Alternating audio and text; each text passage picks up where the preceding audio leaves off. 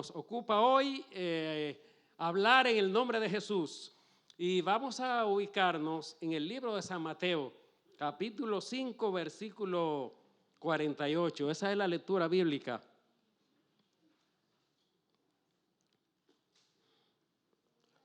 San Mateo, capítulo 5, versículo 48.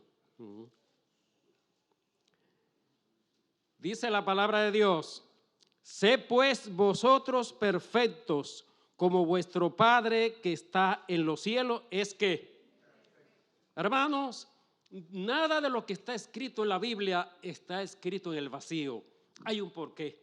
El Señor es un Dios sabio, inteligente, que nadie puede lograr la sabiduría divina. Por eso nosotros vamos a pasar la eternidad aprendiendo del Rey de Reyes y Señor de Señores. Es una fuente inagotable. Nadie podrá igualar al Creador. Por eso el hombre buscará y va a investigar y va a ahondar en todos los medios para tratar de conocer la profundidad del amor de Dios. Bien, hermanos, cuando uno estudia revelación e inspiración, tiene que ir a la fuente para descubrir por qué se escribió, por qué el Señor presentó esta declaración tan restante. Esto es un reto, esto es un desafío, esto es un propósito, esto es una meta. Sé pues vosotros perfectos como vuestro Padre que está en los cielos, que es perfecto. Hermanos, aquí necesitamos trazarnos una meta, trazarnos ese propósito. Pero ¿cómo logro ese propósito? Tengo que hacer un plan. ¿Cómo delinear ese plan en marcha para lograr esta meta? Bien, esa palabra en el griego significa teleiros, que significa acabado o completo. Esa es la palabra perfecto, hermanos. Entonces, cuando Jesús dice esta palabra, hay un motivo por lo cual Él la expresa. Y es la siguiente: habían dos grupos entre los diferentes que estaban en desafío y opuesto al Señor Jesús, que es los escribas y los fariseos. Estos dos grupos sobresalían, eran muy inoportunistas, siempre estaban para instigar a Jesús. Especialmente los fariseos, porque los fariseos tenían una filosofía, que ellos querían lograr metas a través de la obra, de hacer servicio, de que vean que ellos son muy buenos caritativos, que sean hombres que se destacaban por esa obra filantrópica. Son los fariseos. Cada cosa que hacían se exhibían, por eso lo hacían que la gente lo vea, para poder engrandecerse. Y el medio de ello para lograr la perfección, la meta, era haciendo obra de caridad. Esa era la forma de presentarse a los fariseos. Y esa es la forma que enseñaban a los diferentes personas, que a través de la obra de caridad, que a través de la filantropía, que a través de ese servicio de bondad, yo voy a lograr la perfección. Y ahí estaban en pugna ahora esa filosofía, ese desafío, ese dechado que presentaron los fariseos. Pero por el otro lado estaban ahora los escribas.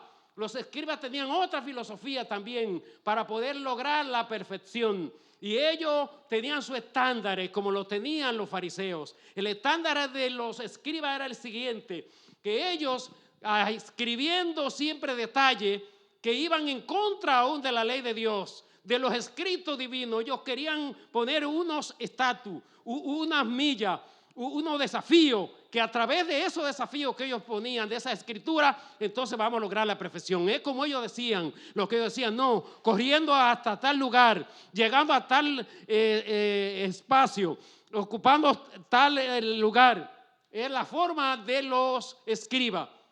Así que ellos siempre escribían detalles, cómo lograr que la gente pudiese lograr a la perfección que ellos habían descrito. Una filosofía a través de la que ellos habían concebido para poder enseñar a la feligresía la perfección. Entonces los fariseos, por un lado, desafían a través de la obra filantrópica, y los escribas a través de escrito, contradiciendo siempre más allá de la palabra de Dios. Siempre decían que debían correr una milla más, que debían hacerlo de esta forma, no de la forma que lo presenta la palabra de Dios. Así que cedían más, siempre a veces iban en contradicción, trataban de estar con las tradiciones del momento, alguna filosofía de época que para ellos habían funcionado, pero no cumplían el rol divino. Por eso ellos siempre, todos grupos estaban, especialmente los escribas, eran como periodistas que estaban acusando a Jesús, donde quiera lo perseguían para tratar de hacer preguntas capciosas, para tratar de desviar a Jesús de su misión, de tratar de desacreditar a Jesús ante la congregación, para decir que este no era el Mesías, el Hijo de Dios, el siervo del Creador. Mis amados, entonces los fariseos y los escribas, con esa diferente filosofía, era el estándar que le habían presentado a la gente de esa época. Y eso es lo que vendían, eso es lo que exhibían, y trataban de conquistar a la gente de esa forma y de hacerle que sea la forma de poder llegar al cielo, de poder lograr la perfección, de poder crecer a la estatura de hombres y mujeres que reflejen al Creador. Pero es una filosofía contraria a la voluntad divina. Bien, mis amados, esta declaración se enmarca cuando Cristo presenta el Sermón del Monte. El Sermón del Monte viene siendo la constitución del reino de la gracia que Cristo viene a establecer a esta tierra para poder contradecir la filosofía de la época, tanto de los discípulos. Lo primero es que Cristo establece su iglesia, 12 miembros. Ya ordena a los discípulos, y estos 12 hombres que debían ahora representar al reino de la gracia, a este pueblo, a esta iglesia naciente, debían conocer que es diferente a la concepción que ellos tenían de lo que era un reino, de cómo lograr la libertad, de cómo lograr el ideal, sus sueños, su meta. Tenían una concepción que era la fuerza. Ellos pensaban que era liberándose del yugo romano. Como querían, estaban esclavizados, estaban bajo esa bota romana y necesitaban ahora cómo poder enfrentar a esa potencia. Pero la forma que ellos tenían era a través de la lucha bélica, de la fuerza. Pero Cristo ahora le enseña la forma que Él vino a enseñar. Y es por eso que Cristo comienza mencionándole esta constitución, que es el Sermón del Monte. Por eso comienza con la nueva bienaventuranza. Bienaventurados los pobres en espíritu, bienaventurados los misericordiosos, etcétera, etcétera. Le enseña ahora cuál es la forma que debían. Bienaventurado el limpio corazón, no puede albergar odio ni rencor. Porque, por ejemplo, con él andaba alguien que se llamaba el Celote, Simón el Celote. Ese uno de los movimientos, entre todos los que andaban con Jesús, que representaban una forma de venganza y siempre andaban como, dicen en Puerto Rico, enfogonados, con una forma de cuando veían un soldado romano o alguien, ellos lo que veían era cómo de quitarse, cómo irle encima, y utilizaban una pequeña daga que era pequeña, que no se veía, no era como Pedro que andaba con una espada que colgaba bien distante, pero el celote era una forma, por eso ellos se metían entre los grupos, y como no se veía de que el arma, porque era chiquita, ahí era que sacaban que estaba en la mano y ahí apuñalaban, hermano. Entonces Jesús tiene un grupo heterogéneo, diverso, multifacético, que tenían cada uno pensamientos diferentes, movimientos con ideas revolucionarias a su manera. Entonces querían conquistar el reino de esa forma violenta, pero Cristo viene a enseñar ahora cuál es la forma. Por eso inicia con la bienaventuranza. Si usted da cuenta que hay 9 bienaventuranzas, pero también hay 9 subtítulos en ese mismo capítulo, donde cada uno comienza a decir de divorcio, comienza a decir aquel que tiene un enemigo no puede obrar como obraban ellos, que si el enemigo me da un pecozón, yo le voy a dar otro pecozón. No, usted tiene que ser ahora benévolo con ese, tiene que buscar como la paz. Jesús cambia todo el ideal que ellos tenían, toda la forma de ellos poder lograr el fin. Jesús no, de esta manera. Por eso Jesús les presenta ahí cada uno de esos detalles en la Constitución, para que se den cuenta cuál es el reino que Jesús ha establecido, cuál es la filosofía, cuál es la regla que debe ahora dirigir sus pasos y su visión. Por eso que en medio de todas esas tumultos, viendo cómo los escribas, cómo los fariseos y cómo todos estos grupos religiosos tenían una forma de querer lograr su fin, Jesús tiene que ahora enmarcar esas constitución, esa regla para poder enseñar cómo debían conducirse aquí en adelante. El que quería seguir el reino de Dios, cómo debía actuar de ahora en adelante. Era una costumbre también en ese tiempo que si un romano, un soldado, te quería prestarte o darte el ropaje de él y te decía, por favor, llévamelo una milla. Por eso es que dice que si alguien te dice ve una milla, ve tú más de ahí, es cristiano, porque era una costumbre de la época que si uno de la ley te entregaba ese vituario que pesado de esos soldados romanos y tú ibas a una milla. Entonces el cristiano tenía que actuar diferente, ve más de una milla. Y así cada cosa van enmarcada y descrita ahí para enseñar la forma que representa el reino de Dios, la misericordia de Dios, que ahora es diferente para actuar. Yo tengo que ahora ser bondadoso, tengo que mostrar que no es con violencia. Por eso que dice que no es con ejército ni con espada, sino con el Espíritu de Dios, hermanos. Por eso, una de las cosas que nos hace a nosotros a veces fracasar es que los seres humanos son un poquito muy acelerados, somos muy rápidos, queremos actuar de inmediato, no nos gusta controlarnos. Y cada día por eso hay que orar y pedir, Señor, ayúdame a tener un espíritu de dominio propio, de amor, de bondad y de ternura. Cada día para poder ir enmarcándonos dentro de este llamado. Dice, sé pues vosotros perfectos. Por eso hay que orar, Señor, ayúdame a poder dominarme, porque este es un proceso de este llamado. Sé pues vosotros perfectos como vuestro Padre. En esta tierra nosotros tendremos que depender constantemente de Dios. Es decir, que para poder mantenernos en el blanco. Por eso que dice que cuando uno quita la vista de Jesús, puede errar al blanco. Hay unas palabras en el hebreo, en el griego que se llama amaltía, que es quitar la vista de Jesús, errar al blanco. Cuando mi mente la desvío y no estoy pensando en Jesús, no mantengo mi mente ocupada en la cosa de Dios, puede venir el enemigo y ahora entrar en pensamiento nocivo, idea negativa. Por eso se dice que mente desocupada, taller de quién es. Hermano, porque ahí vienen. Por eso debemos tener nuestra mente ocupada, pero en las cosas que edifica, que ayuda a crecer, y en las cosas divinas.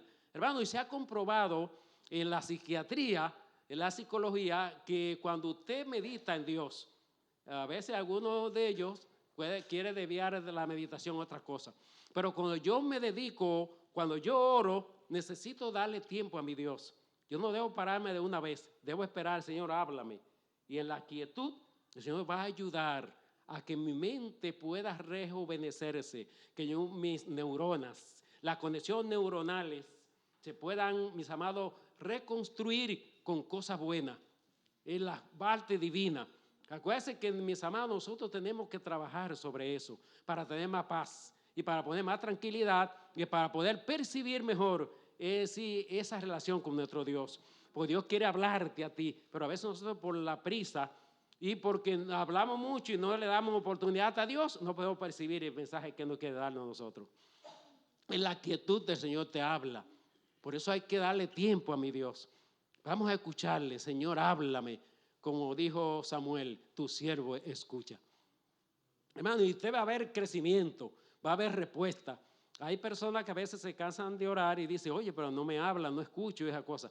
Porque solamente hablan, pero no dejan que el Señor le hable. Cuando usted termine de orar, quédese 5 minutos si puede, recostadito ahí, tranquilo, háblame, Señor. Y en la quietud va a ver cómo su vida es diferente. Y su mente va a regenerarse. Vamos a tener, mis amados, una mente más clara, más diáfana. Y aquí como tenemos el lóbulo frontal, que acuérdense, hermano, que es la parte ejecutiva de nuestro cerebro. Es el que toma decisiones. Y cuando está nublada, cuando yo estoy saturado de problemas, el estrés de la calle, mi problema en la casa, del trabajo, de la oficina, de la universidad, de toda parte, mis amados, no puedo percibir. Y no voy a entender bien, y hermano, eso nos va a causar, acuérdense que la enfermedad del siglo ahora mismo es el estrés. Estamos con el cortisol, el estrés, está intoxicada la sociedad y todo el mundo está violento, activo. No, pero nosotros tenemos que ser diferentes, porque somos un mensaje de esperanza y de seguridad. Entonces el mundo tiene que ver en nosotros que irradiemos esa paz. Cuando lo vea no sea como los demás, que andan con esa actitud.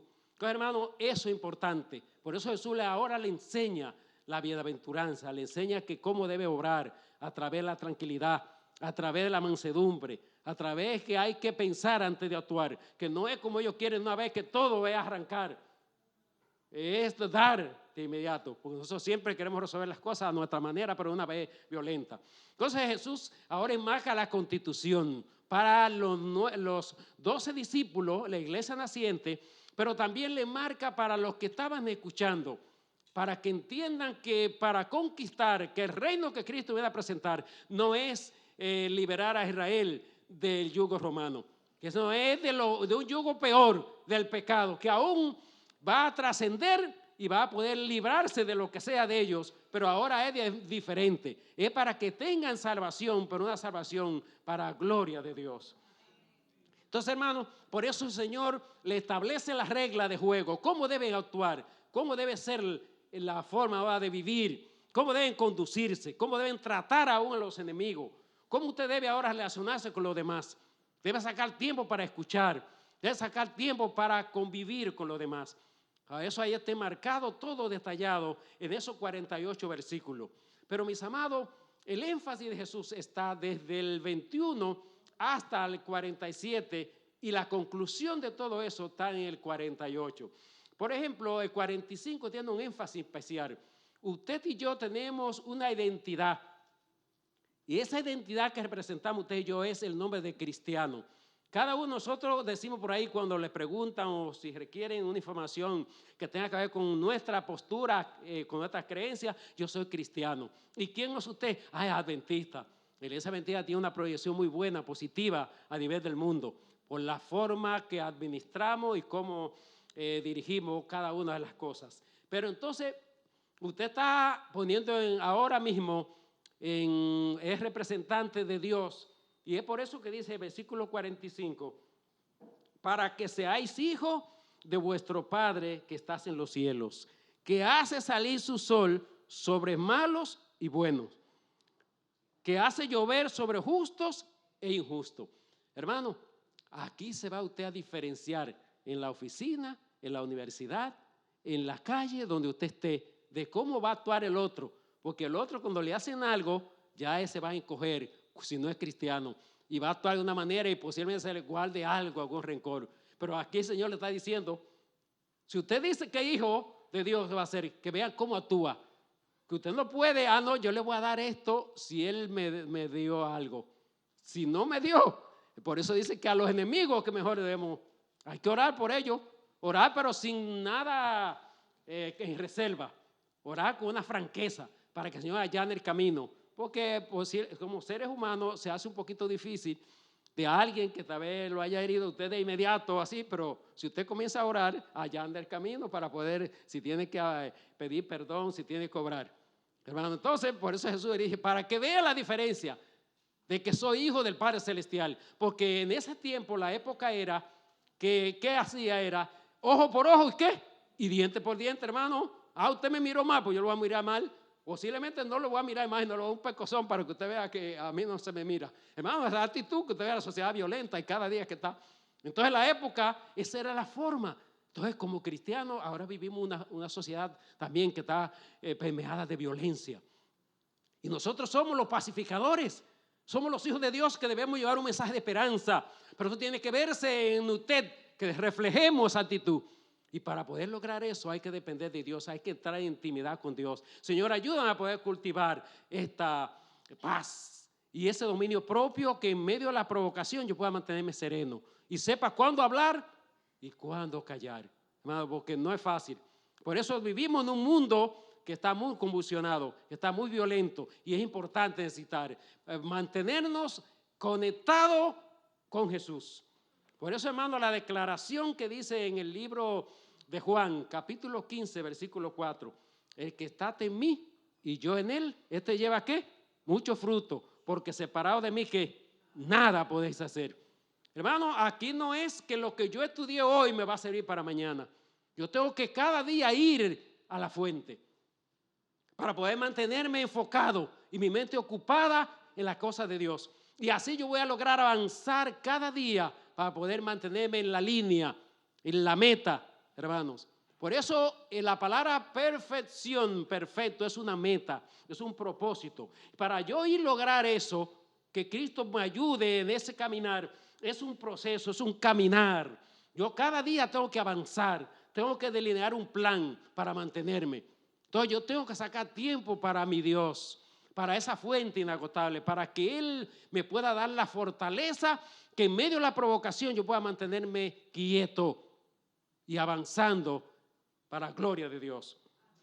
Entonces, hermanos, Cristo ahora le ha delineado el plan, el programa que deben seguir, la forma de vivir para contrarrestar a estas sociedad violenta, que todo lo que marcaba era diente por diente, ojo por ojo, todo era, el que me hacía un mal, yo le hacía otro. Si me decía una milla y yo iba justamente lo que decía la costumbre, la tradición, no. Ahora usted decía, Jesús le dijo, tiene que ir más, vaya usted más de ahí. Todo Jesús ahora les cambió totalmente la panorámica para que entienda cuál es el reino que Jesús vino a establecer. Reino del amor. El amor debe ser bien condescendiente, misericordioso, compasivo, que entienda a los demás, ponerse en el lugar de los demás. Y justamente eso es lo que Cristo nos ha hecho con nosotros hoy. Nos ha puesto en este siglo XXI, en esta sociedad, para hacer la diferencia. Para mostrarle a través del servicio de que hay un pueblo diferente, hay un hombre diferente, hay una mujer diferente que vive de acuerdo a la voluntad de Dios. Y hermano, y eso no es de nosotros, eso es de Dios. Y hay que buscarlo cada día. Cuando uno va de rodillas, hable su palabra y le pide, Señor, ayúdame para poder tener ese corazón bondadoso, dispuesto para servir. Entonces, hermanos, Cristo ahora le ha dicho la constitución, se le ha expresado, se lo dice a los discípulos cómo debían actuar porque conocía cómo eran ellos de violentos y que tenían un grupo diverso ahí. Ya tú sabes, un Pedro violento con esa espada, ese celote, Simón el celote, que también era de otro movimiento para poder contrarrestar a los romanos, que eran violentos y todo era la fiesta, era con armas que estaban ahí y andaban con el maestro, hermano. Pues aquí, acuérdense que es un grupo también heterogéneo, aquí hay diferentes personas con diferentes ideas, diferentes formas para poder lograr su fin. Pero el Señor te dice, ese fin que tú tienes, si no va de acuerdo a mi palabra, como yo digo, no te va a llevar a buen lugar. Lo que va a hacer es que te va a hacer daño. Cuando explote, va a ser peor. Entonces es tiempo de hacerte un examen para poder pedirle a Dios que nos ayude nueva vez a irrumparnos por el camino correcto. Por eso el desafío es, y hoy es la palabra que debe retumbar en nuestra mente, sé pues vosotros perfectos como vuestro Padre que está en los cielos, que es perfecto. Por eso es que ese versículo 45 es clave.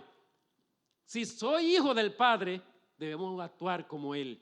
No podemos dar esperando que nos den. No le voy a dar porque Él me da. No le voy a dar porque Él me encanta, me gusta, Él me trata bien. No, es a lo contrario. Por eso, para que vean que somos hijos del Padre Celestial.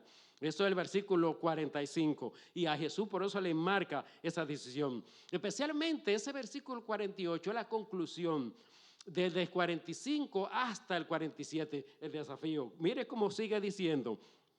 Dice el 46, porque si amáis a los que os aman, ¿qué recompensa tendréis? ¿No hacen también lo mismo los publicanos? Y si saludáis a vuestros hermanos solamente, ¿qué hacéis de más? ¿No hacen también así los gentiles?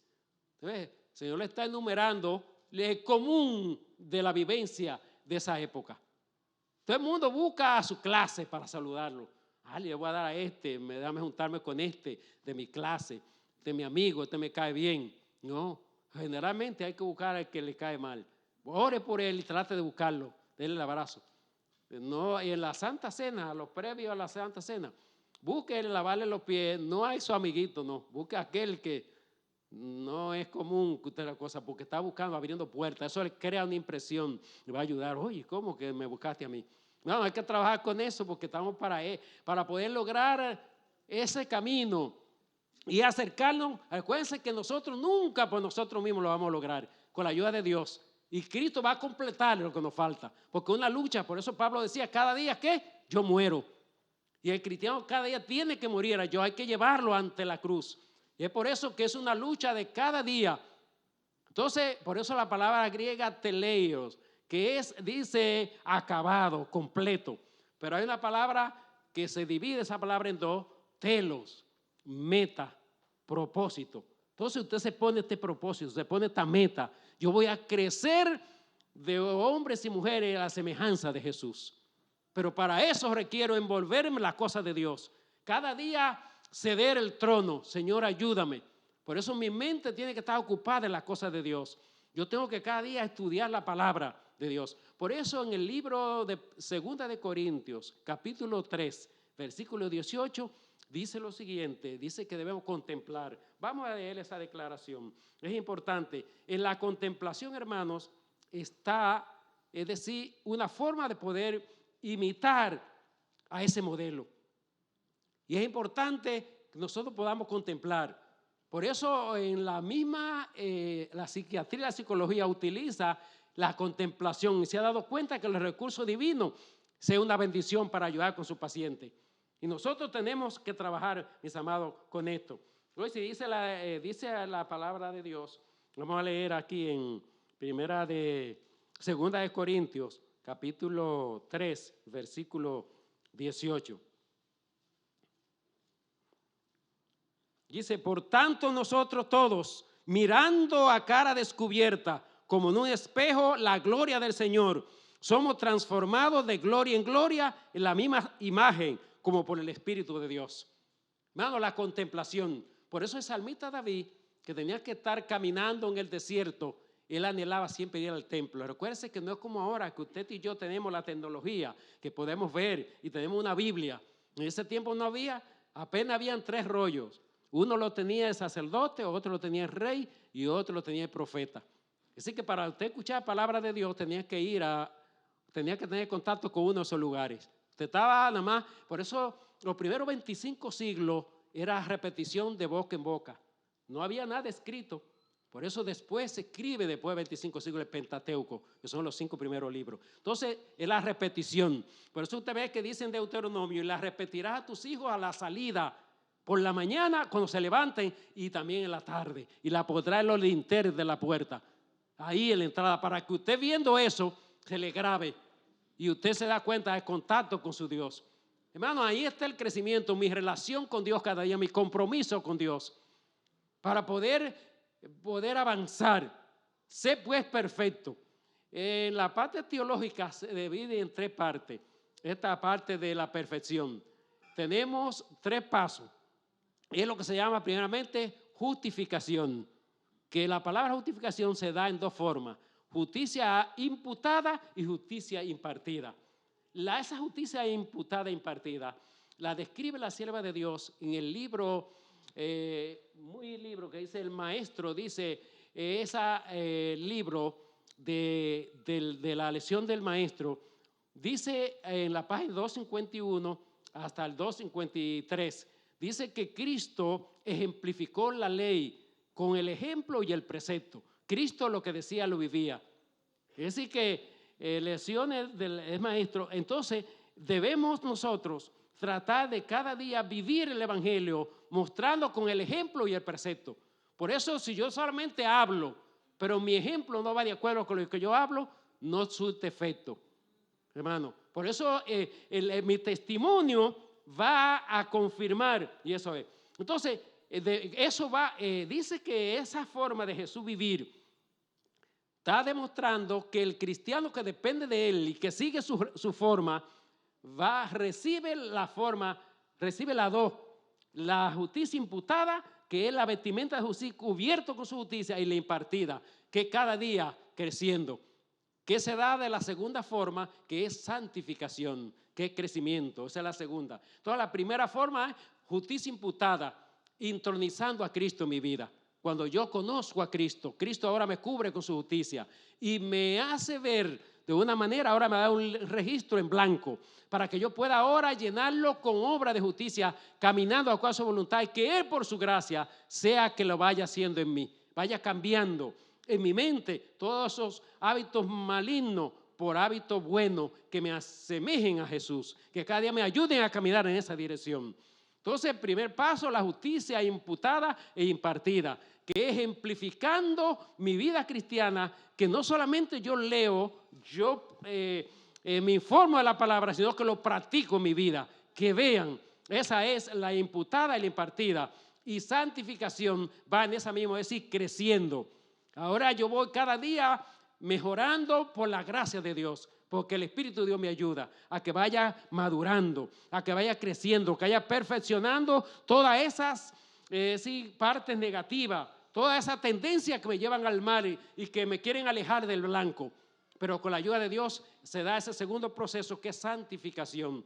crecimiento, avance, madurez. Hermanos, y justamente esa palabra teleiro también se utilizaba en el griego para la madurez. El niño que va a pasar a adulto ahora es maduro, ahora tiene estabilidad, ahora pues es confiable, porque tiene estabilidad emocional, una persona madura, equilibrada. Entonces el cristiano también va en ese avance. Entonces no puede actuar igual, que a veces tenemos 15 y 20 años y tal vez la misma ira nos domina, los arranques, no. Eso debe ir ya pulido por el Espíritu de Dios, ya no sea el mismo, que sea ahora una carta de presentación, que se vea que Cristo ha avanzado en su vida. Crecimiento también, esa es la forma, el crecimiento cristiano. Hermano, un testimonio vale más que 1000 palabras, así que es importante esa parte. Entonces la tercera parte es glorificación. La justificación, la primera, que es Cristo me viste, ahora me prepara para enfrentar los desafíos de la vida. Y a través de la santificación cada día yo voy creciendo, voy cada día asemejándome a Jesús. Por eso la palabra santo es una palabra apartado, consagrado para un fin. Yo ahora quiero ser perfecto, como dice el caso del libro de Job, versículo Job 1:1. Dice que aquel varón de la tierra de Uz, que era un varón perfecto y también que era que recto. Hermano, mire ahí, pero Job era un pecador. Porque acuérdense que él tuvo que ofrecer cuando, si ustedes se dan cuenta, que en la suma, por ejemplo, el último capítulo de Job, Dios tuvo que enfrentarlo porque los amigos lo desorientaron, hablaron más de él y todo ese tipo de cosas. Desde el capítulo 38 hasta el 41, todo es Cristo haciéndole conciencia. Porque Job dice, de oída te había oído, pero ahora mis ojos te ven. Y entonces el último capítulo, ahora en la conclusión, Dios le dice a Job, mira Job, ora, y que tus hijos ahora le voy a decir que presenten ofrenda y sacrificio. Y ahora tú oras para que hacen favor y para que hagan la paz, la mitad.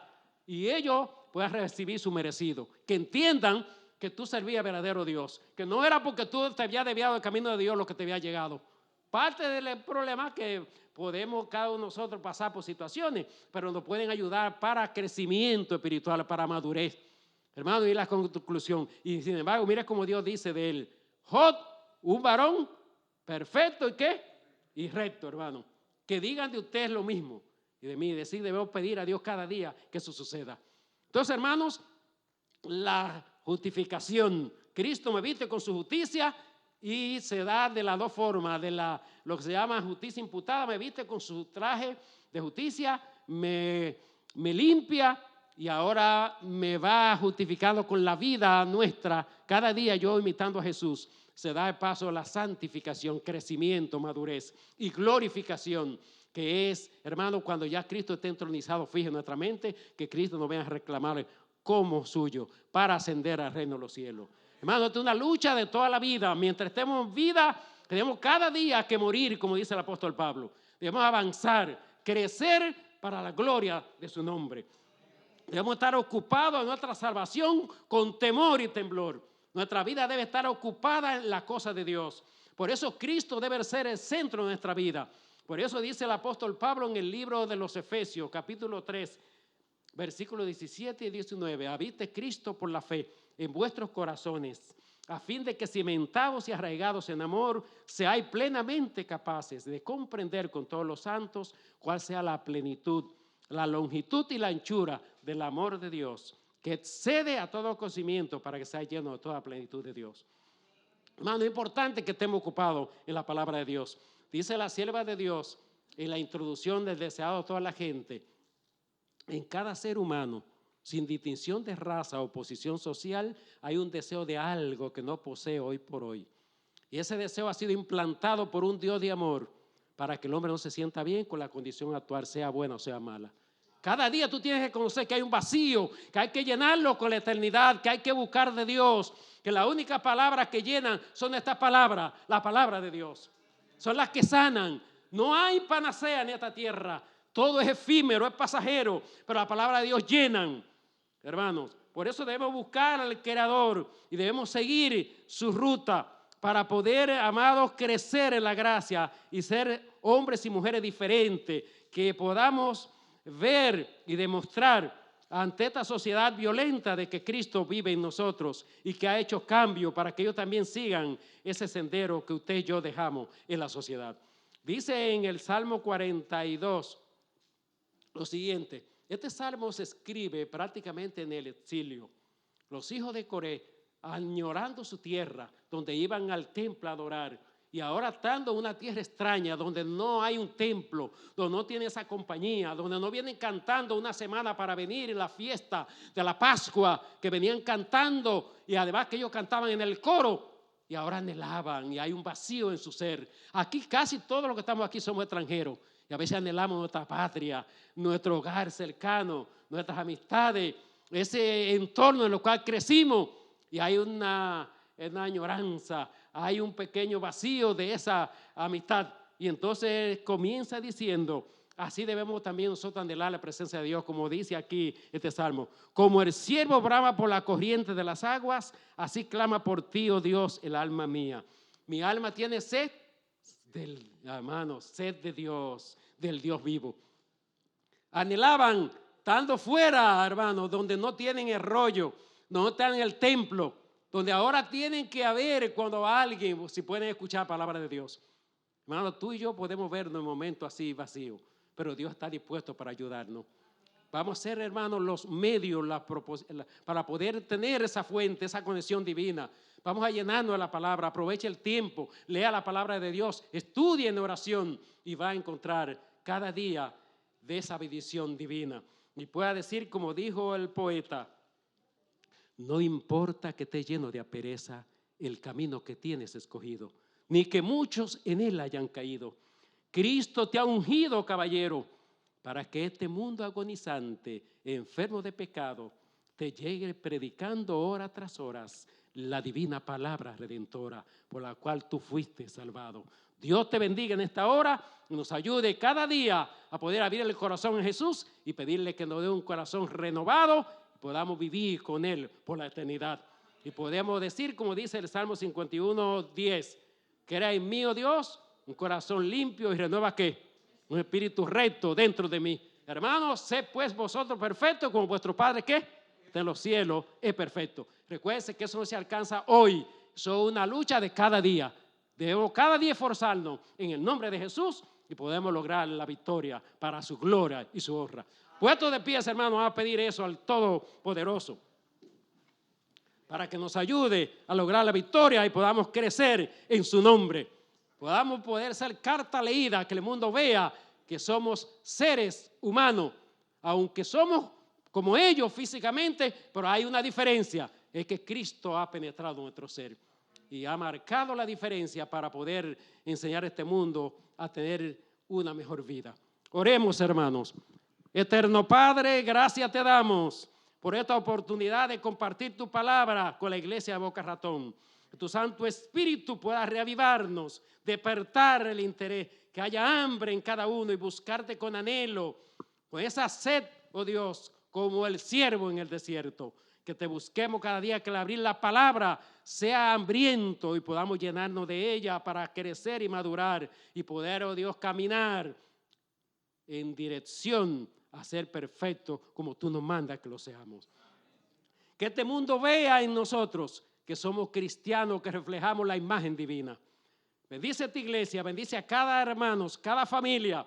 Si hay alguien enfermo, bendícelo, Dios. Si alguno tiene alguna situación del hogar, bendícelo, ayúdalo, Señor. Que esta iglesia pueda avanzar en el evangelismo, pueda crecer sus metas, sus sueños, ayúdalo a realizarlo con tu gracia. Bendice, Dios, los diferentes dirigentes de la misma y cada miembro individualmente, cada niño, jóvenes y adultos. Que tu Santo Espíritu esta hora descienda, pueda colmarnos de paz, de bondad y de longanimidad y pueda despertarnos y darnos un sábado feliz que irradie de alegría, de gozo, que la gente vea que hemos venido de estar con Jesús. Gracias, Señor. Pedimos estos favores con el perdón de nuestros pecados en el nombre de Jesús. Amén. Amén.